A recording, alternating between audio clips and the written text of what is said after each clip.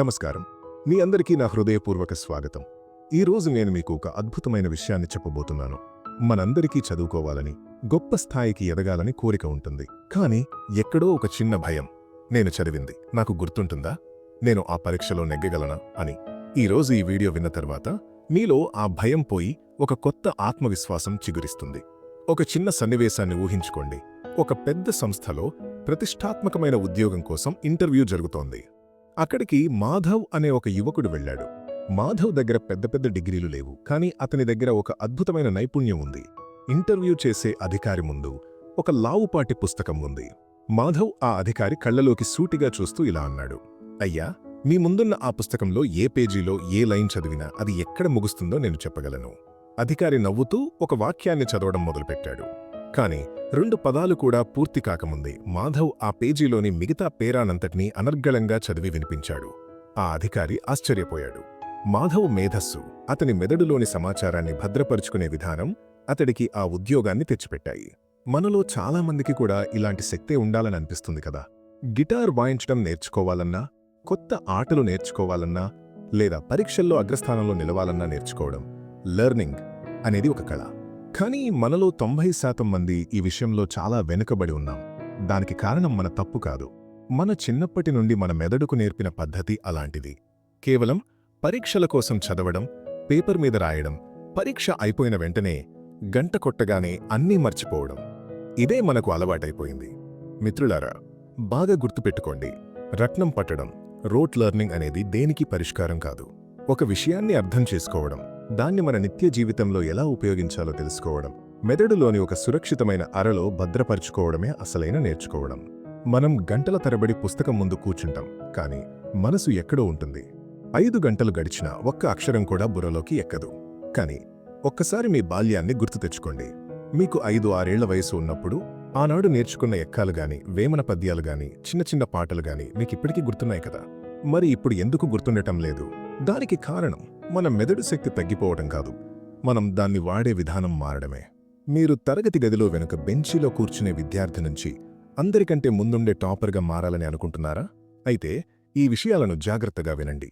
చాలామంది నేను ఒక్కసారి చదవగానే నాకు అన్నీ గుర్తుండిపోవాలి అని కోరుకుంటారు.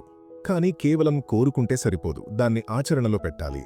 మీ నేర్చుకునే వేగాన్ని 3 రెట్లు పెంచడానికి నేను కొన్ని మార్గాలు చెబుతాను. మీ పరీక్షలు దగ్గర పడుతుంటే ఇవి మీకు ఒక వరంలా మారుతాయి. కానీ అంతకంటే ముందు మీ మెదడులో ఉన్న ఒక అపోహను తొలగించాలి. మనం చాలా కష్టపడి చదువుతున్నామనుకుంటాం, కానీ నిజానికి మనం చదివిన దాంట్లో 2% కూడా మన మెదడులోకి సరిగ్గా చేరడం లేదు. మన మెదడులో ఉన్న జ్ఞాపక శక్తిలో మనం కనీసం 0.1% కూడా వాడటం లేదు. ఒక ఉదాహరణ చూద్దాం. మన చిన్నప్పుడు 24 గంటల్లో మనం ఎన్ని పనులు చేసేవాళ్లం? ఆడుకునేవాళ్లం, బొమ్మలు వేసేవాళ్లం, డాన్స్ చేసేవాళ్లం, మళ్లీ చదువుకునేవాళ్లం కూడా. ఇవన్నీ ఎలా సాధ్యమయ్యాయి? ఎందుకంటే అప్పుడు మనం సమయాన్ని, నేర్చుకునే పద్ధతిని బాగా నిర్వహించగలిగాం. కానీ ఇప్పుడు కేవలం చదువు ఒక్కటే ఉంది, అయినా ఎందుకు కష్టంగా అనిపిస్తోంది? దీనికి కారణం మన మెదడు అనే అల్మారాను మనం సరిగ్గా సర్దుకోకపోవడమే. మీ మెదడును ఒక బీరువా అనుకోండి. అందులో 500 బట్టలు పట్టే సామర్థ్యం ఉంది. కానీ మీరు ఆ బట్టలను మడత పెట్టకుండా ఎలా పడితే అలా లోపలికి తోసేస్తే కేవలం 200 బట్టలు పట్టడమే కష్టమవుతుంది. ఆ బీరువా తలుపులు కూడా సరిగ్గా పడవు. అదే మీరు ఒక్కో బట్టను చక్కగా మడతపెట్టి సర్దితే 500 బట్టలు చాలా సులభంగా పడతాయి. మన మెదడు కూడా అంతే. మనం పెద్దయ్యే కొద్దీ విషయాలు పెరుగుతాయి, కానీ మనం పాత పద్ధతుల్లోనే చదవడానికి ప్రయత్నిస్తాం. అందుకే మెదడు నిండిపోయి ఓవర్లోడ్, పరీక్ష సమయానికి సమాధానాలన్నీ డిలీట్ అయిపోతాయి. ఇక్కడ మీరు 80-20-80-20 అనే ఒక అద్భుత సూత్రాన్ని వాడాలి. దీన్నే పరేటో సూత్రం అంటారు. దీని ప్రకారం మీరు పుస్తకంలోని ప్రతి అక్షరాన్ని, ప్రతి పేజీని చదవాల్సిన అవసరం లేదు. కేవలం ఆ 20% ముఖ్యమైన అంశాలను గుర్తిస్తే చాలు. అవే మీకు పరీక్షలో 80% మార్కులను తెచ్చిపెడతాయి. ఉదాహరణకు, మీరొక కొత్త భాష నేర్చుకోవాలి అనుకుంటే 10,000 పదాలు నేర్చుకోవాల్సిన పని లేదు. మన దైనందిన జీవితంలో వాడే ఒక 1000 పదాలను నేర్చుకుంటే చాలు, మీరు ఆ భాషలో అనర్గళంగా మాట్లాడగలరు. జీవితంలో విజయం సాధించాలంటే కేవలం చదువే కాదు, మన పనులను, మన వ్యాపారాలను కూడా చక్కగా నిర్వహించుకోవాలి. దీనికోసం మనకు ఒక మార్గదర్శి అవసరం. ఈ రోజుల్లో టెక్నాలజీ పెరిగింది. మీ తల్లిదండ్రుల వ్యాపారాన్ని లేదా మీ సొంత ఐడియాలను ఆన్లైన్ ప్రపంచంలోకి తీసుకెళ్లడం చాలా ముఖ్యం. ఓడు వంటి వేదికలు దీనికి ఎంతో సహాయపడతాయి. ఎటువంటి కోడింగ్ జ్ఞానం లేకపోయినా కేవలం కొన్ని క్లిక్కులతో మీరు ఒక సొంత వెబ్సైట్ను, లేదా ఆన్లైన్ స్టోర్ను ఉచితంగా ప్రారంభించవచ్చు. ఇది మీ సమయాన్ని ఆదా చేసి మీ పనులను సులభతరం చేస్తుంది. మళ్ళీ మన చదువు విషయానికి వస్తే, మీరు నేర్చుకున్నది గుర్తుండాలంటే యాక్టివ్ రీకాల్ అనే పద్ధతిని పాటించాలి. అంటే కేవలం పుస్తకాన్ని చూస్తూ చదవడం వల్ల ప్రయోజనం లేదు. ఒక విషయాన్ని 10 సార్లు చదవడం కంటే ఒకసారి చదివి 10 సార్లు దాన్ని గుర్తు తెచ్చుకోవడానికి ప్రయత్నించాలి. మీరు స్వాతంత్రోద్యమ చరిత్ర గురించి చదువుతున్నారనుకోండి, దాన్ని పదే పదే చదవద్దు. ఒకసారి చదివి పుస్తకం మూసేసి ఏం జరిగిందో మీ మనసులో మీరే నెమరువేసుకోండి. ఇలా చేయడం వల్ల మీ మెదడుపై కొంచెం ఒత్తిడి పడుతుంది. ఆ ఒత్తిడి వల్ల మీ జ్ఞాపకశక్తి 10 రెట్లు పెరుగుతుంది. ఒక బాడీ బిల్డర్ రోజు జిమ్కు వెళ్లి బరువులను చూస్తూ నిలబడితే అతని కండరాలు పెరుగుతాయా? పెరగవు కదా. అతను ఆ బరువులను ఎత్తాలి.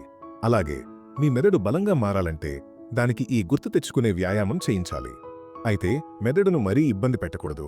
దీనికి స్పేసింగ్ ఎఫెక్ట్ అనే మరో సూత్రం ఉంది. ఒకేసారి 6 గంటలు కూర్చుని చదవడం వల్ల పెద్దగా ఉపయోగం ఉండదు. ఆ సమయంలో అన్నీ గుర్తున్నట్టు అనిపిస్తాయి, కానీ పరీక్ష సమయానికి మాయమైపోతాయి. దానికి బదులుగా ఆ 6 గంటలను 2 గంటల చొప్పున 3 విరామాల్లో చదవండి. ప్రతి 2 గంటల తర్వాత కనీసం 15 నుండి 20 నిమిషాల పాటు విశ్రాంతి తీసుకోండి. ఈ సమయంలో మీ మెదడు రిలాక్స్ అవుతుంది, కొత్త విషయాలను స్వీకరించడానికి సిద్ధమవుతుంది. ఇలా విరామాలిస్తూ చదివితే ఎంత పెద్ద సమాధానమైనా సరే నిమిషాల్లో మీ మెదడులో ముద్రపడిపోతుంది. చివరిగా ఒక ముఖ్యమైన విషయం. ప్రపంచంలోని గొప్ప గొప్ప మేధావులు, ప్రొఫెసర్లు కూడా క్లాసులోకి వెళ్లే ముందు ఒక్కసారి తాము చెప్పబోయే అంశాలను తిరగేస్తారు. ఎందుకో తెలుసా? వారిది ఎదుగుదల మనస్తత్వం, గ్రోత్ మైండ్ సెట్. నాకు చదువు రాదు, నేను చదవలేను అని ఎప్పుడూ అనుకోవద్దు. నాకు ఇదిప్పుడు రాకపోవచ్చు, కానీ నేను ఖచ్చితంగా దీన్ని నేర్చుకోగలను అని మీకు మీరు చెప్పుకోండి. ఈ ఒక్క చిన్న మార్పు మీ దృష్టిని ఓటమి నుండి గెలుపు వైపు మళ్లిస్తుంది. నేర్చుకోవడం అనేది కేవలం పరీక్షల కోసం కాదు, అది మనల్ని మనం మెరుగుపరుచుకునే ఒక అందమైన ప్రయాణం. ఆ ప్రయాణాన్ని ఆస్వాదించండి. ఈ పద్ధతులను ఆచరించండి. మీరు అనుకున్న లక్ష్యాలను సాధించి మీ తల్లిదండ్రుల కళ్లలో ఆనందాన్ని చూడండి. మిత్రులారా, ఈ కథనం మీకు నచ్చితే మీ స్నేహితులకు షేర్ చేయండి. మీలో ఎంతమంది ఈ రోజు నుండి ఈ పద్ధతులను పాటిస్తారో కామెంట్స్లో చెప్పండి. ఈ ప్రయాణంలో మేము ఎప్పుడూ మీకు తోడుంటాం. చదువు అనేది ఒక భారం కాదు, అది నీ మెదడుకు వేసే ఒక అందమైన మడత. క్రమశిక్షణతో కూడిన పద్ధతే నీ విజయానికి తొలిమెట్టు. మళ్ళీ మరో స్ఫూర్తిదాయకమైన వీడియోతో కలుద్దాం. అంతవరకు సెలవు. మీ విజయమే మా స్ఫూర్తి.